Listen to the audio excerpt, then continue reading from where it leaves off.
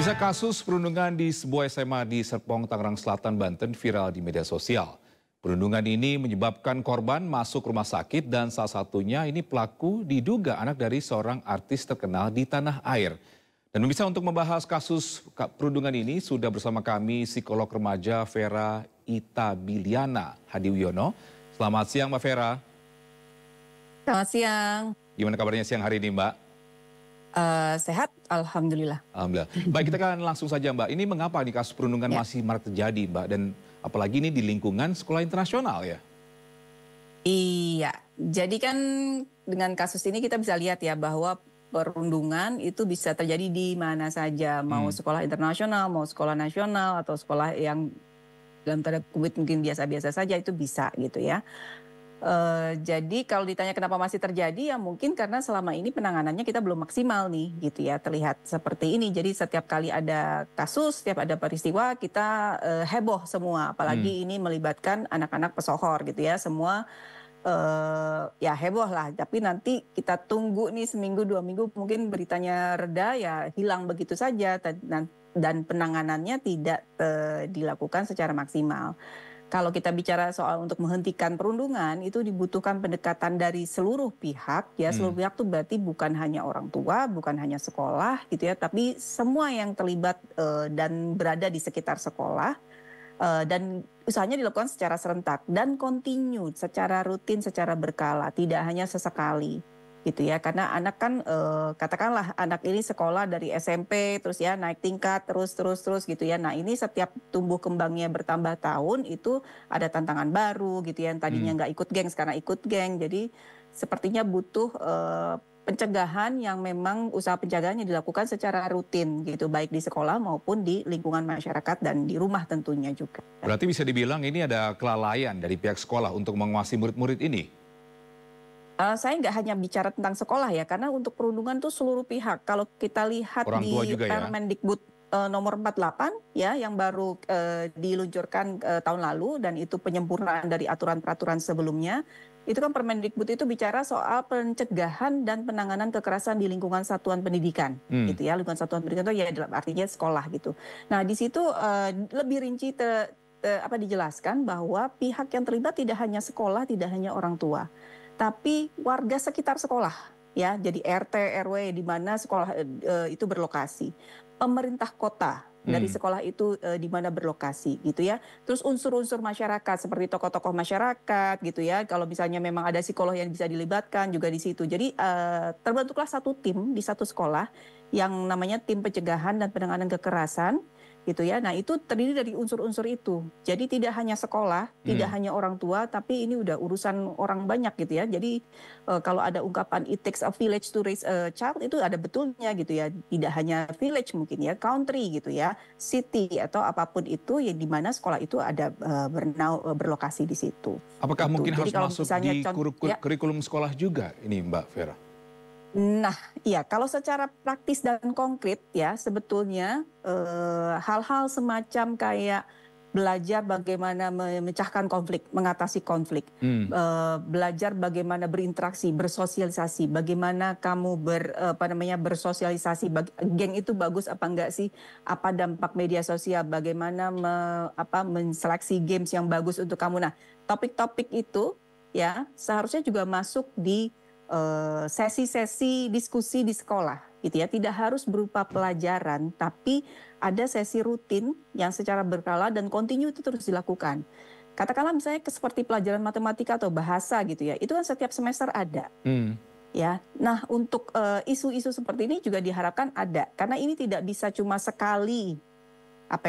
It's not one lecture gitu ya, one time lecture, bukan satu kali ceramah, satu kali penyuluhan selesai, enggak gitu, tapi harus diulang-ulang terus gitu ya. Seperti saya bilang, mungkin ketika anak ini baru masuk satu sekolah, misalnya katakanlah di kelas 10 gitu ya, mungkin masih baik-baik aja, begitu kelas 11, oh udah mulai ada geng-geng nih gitu ya, ini bagaimana nih, mulai ada intrik-intrik di pergaulannya. Nah itu jadi butuh pembahasan secara kontinu gitu ya, dari dia mulai kelas 10, kalau kita bicara SMA ya kelas 10, kelas 11, mungkin kalau saya bisa usulkannya bisa masuk ke jam BK, bimbingan konseling di SMA kan ada tuh seminggu ada berapa kali gitu ya.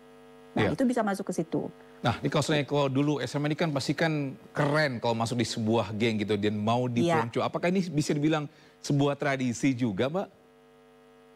gini, jadi kalau kita bicara remaja, remaja tuh kan memang ada kebutuhan untuk memantapkan identitas dirinya gitu ya. Hmm, Nah, dalam identitas diri itu tidak hanya nama, dia anaknya siapa, dia tinggi atau pendek gitu ya, tidak hanya itu, tapi juga dia butuh identitas kelompok mana saya bergabung gitu ya. Saya tuh masuk kelompok apa sih gitu ya? mhm, Termasuk anak basket kah saya? iya, Saya anak silat kah? Anak apa kir pencinta yang alam. anak yang Mhm, ikut olimpiade kah gitu ya? Atau anak yang tipenya belajar terus kah? Nah, itu mereka butuh tuh identitas kelompok seperti itu.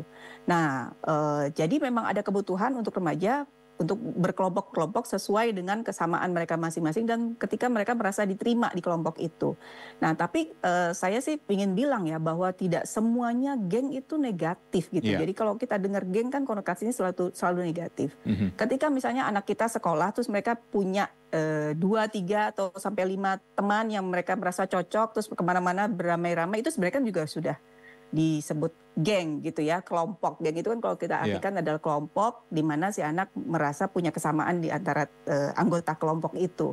Itu kan mhm. sebetulnya geng. Jadi geng tidak selalu negatif, tergantung value atau nilai dari kelompok itu tergantung aktivitas apa yang mereka lakukan dalam kelompok itu.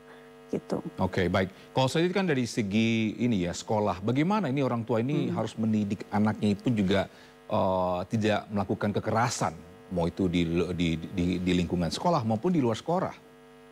Iya. Nah, ini mau nggak mau kita akan kembali ke orang tua ya. Hmm, Padahal kan orang tua juga nggak bisa sendirian. Cuma iya, memang kalau ada apa-apa dengan anak pasti yang dicari orang tuanya dulu, gitu. Nah, orang tua kembali evaluasi pengasuhan seperti apa yang selama ini diterapkan tentu saja. Terus kembali evaluasi nilai-nilai seperti apa yang memang hidup di dalam keluarga, gitu ya. Eh, jadi dilihat lagi nilai-nilai, misalnya ada nilai yang mungkin kayaknya remeh gitu ya, tapi itu bisa beresiko. Seperti misalnya anggapan, oh anak laki nggak apa-apa berantem gitu ya. Anak laki-laki biar tough nggak apa-apa dipukul dikit gitu. Nah itu menurut saya value-value yang beresiko karena anak keluar rumah membawa value tersebut ke lingkungan pergaulannya di luar rumah. Nah, itu hati-hati.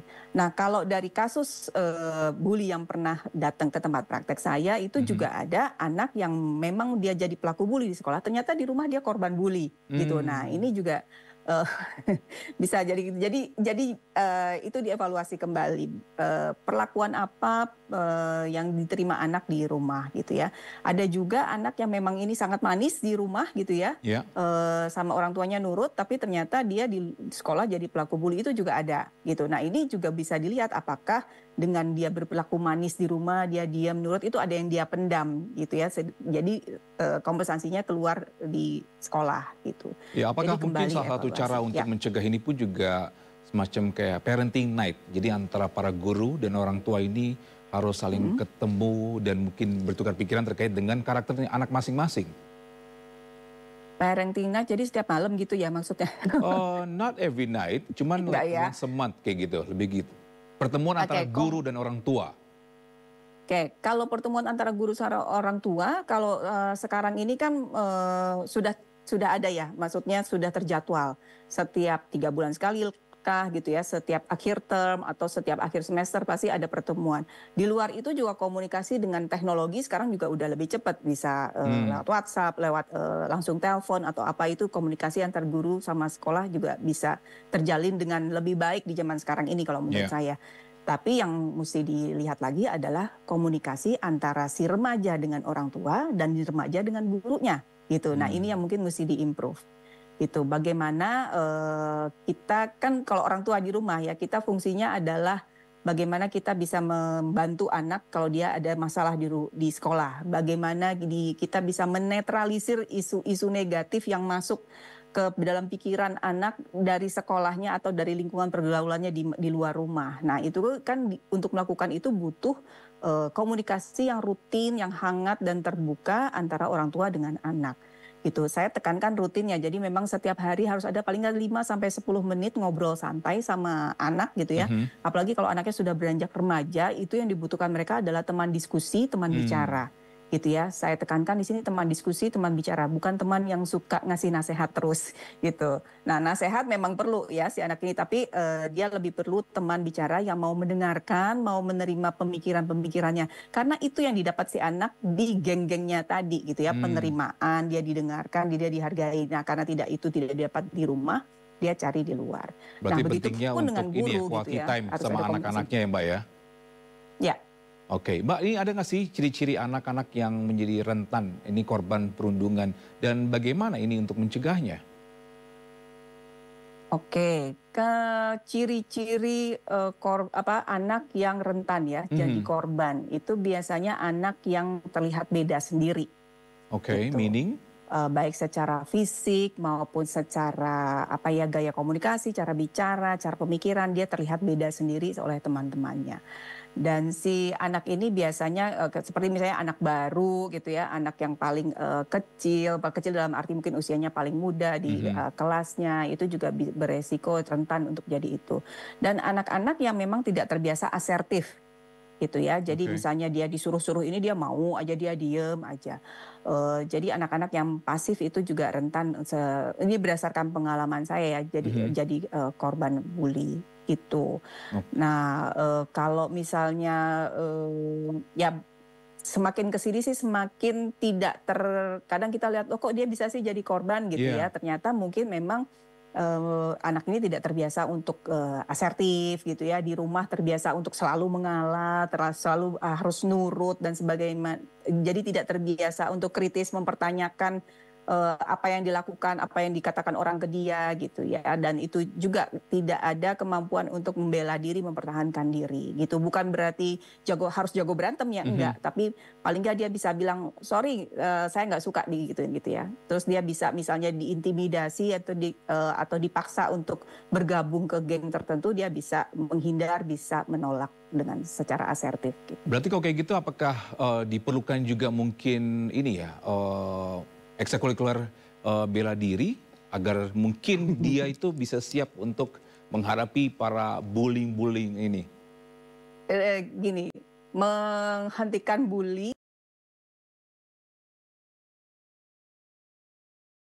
gitu ya, tidak melulu caranya juga dengan kekerasan gitu ya. Nah ini hati-hati gitu ya, kalau kita mengajarkan anak kita untuk udah kalau kamu dipukul balas aja pukul, kamu ikut bela diri deh gitu ya. Itu ya tiap orang tua punya caranya sendiri-sendiri ya, tapi mesti diingat bahwa dengan kayak gitu kita juga mengajarkan anak-anak kita untuk menyelesaikan masalah dengan kekerasan juga gitu. Once dia kali ini dia korban, nanti dia bisa jadi pelaku nanti ya gitu ya. Kita kan nggak mau itu gitu. Jadi tetap tadi saya di awal bilang anak-anak perlu diajarkan bagaimana ada sesi yang membahas tentang bagaimana memecahkan konflik, bagaimana memilih teman, bagaimana menghindari ajakan teman yang kamu tahu itu nggak bagus, itu negatif. Itu sulit loh buat anak-anak remaja gitu. Ya untuk menolak sorry gitu ya, terus nanti teman-temannya bilang cemen lo gitu, nggak berani gitu aja nggak mau gitu. Nah kalau dilihat dari video yang beredar, pelaku-pelakunya itu juga kayaknya mungkin juga mereka mengalami pressure sebenarnya. Gitu di dalam hati mungkin mereka nggak mau, tapi karena pressure harus tampil berani gitu ya, harus tampil keren, jadinya terpaksa. Kemungkinannya seperti itu ya, saya nggak komentar spesifik dengan kasus ini. Ya karena seringkali memang ikut-ikut temannya kan, maksudnya mungkin dalam hatinya dia itu nggak mau melakukan kekerasan atau nggak mungkin bullying secara verbal, mungkin karena tidak mau kelihatan lemah, akhirnya kita ikut serta dengan geng tersebut ya Mbak ya? Iya, remaja kan masih suka dengan yang sensasional, yang keren gitu ya, semua dimasukin ke media sosial, terus ada yang kasih aplaus dan sebagainya, itu yang mereka juga butuh itu. Mungkin yang terakhir Mbak, ini terkait dengan trauma healing terhadap korban, ini bagaimana? Oke, butuh proses, butuh waktu, yang jelas juga butuh dukungan dari lingkungan semua ya, gitu ya. Lingkungan berarti lingkungan keluarga, lingkungan sekolah juga, bagaimana supaya korban ini sembuh dari rasa pulih dari rasa takut, rasa kalau ada trauma gitu ya, sehingga bisa kembali ke rutinitasnya masing-masing. Perlu diingat bahwa korban ini pernah mengalami kondisi di mana dia merasa tidak berdaya sama sekali dan merasa tidak ada yang bisa membantu dia, tidak ada yang bisa menolong dia gitu. Ini salah satu yang sering terjadi pada korban ya. Kita juga kadang-kadang bertanya, kenapa sih kok dia nggak lapor, kenapa sih dia nggak cerita dari awal, kan ini sudah terjadi sejak lama misalnya gitu, ini sudah berulang kali terjadi gitu. Nah itu salah satunya itu, karena si korban ini merasa nggak ada yang bisa bantu dia, apalagi kalau misalnya disertai dengan ancam-ancaman kalau dia melapor apa yang terjadi gitu ya. Nah itu, seperti itu. Oke, baik. Terima kasih Mafera atas insight-nya. Semoga tidak ada lagi kasus perundungan di sekitaran sekolah ya. Mudah-mudahan kita usahanya lebih keras dan lebih maksimal lagi ya setelah ini ya, sehingga bisa stop. Baik, terima kasih Mafera. Salam sehat.